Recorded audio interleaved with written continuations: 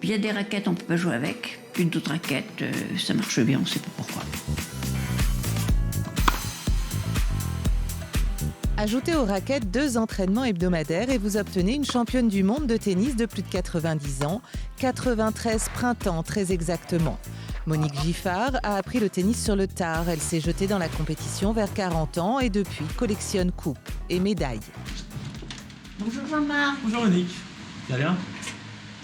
Très bien, et toi? Ça va, Son entraîneur la suit depuis 15 ans et il est formel. Le sport, c'est la santé. La joueuse est une compétitrice remarquable, même si elle peut encore progresser. Il n'y a pas d'âge pour jouer au tennis. Ça maintient une activité cérébrale, le fait de compter les points, de se concentrer. On a toujours à apprendre à n'importe quel âge, donc c'est une pédagogie particulière. Le principal, c'est qu'elle s'amuse, qu'elle prenne du plaisir.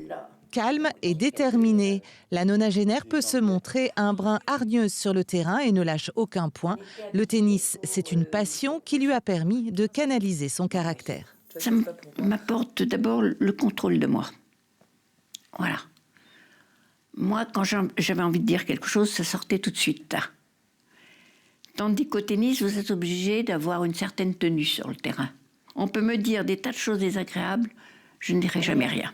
Avec 15 arrière-petits-enfants, le fan club de Monique est organisé. Ses enfants s'occupent de son planning et les plus petits se partagent les récompenses. C'est une fierté aussi pour ses arrière-petits-enfants. L'année dernière, quand ils ont vu les coupes, les médailles, tout ça, ils lui ont demandé s'ils pouvaient en prendre. Alors ils ont choisi. C'est pour ça qu'il manque des coupes et des médailles, parce qu'ils sont partis maintenant dans la 4e génération. 4e meilleure joueuse mondiale dans sa catégorie, Monique est loin d'avoir joué sa dernière balle. Le championnat reprend au printemps et elle compte bien faire encore frémir ses rivales.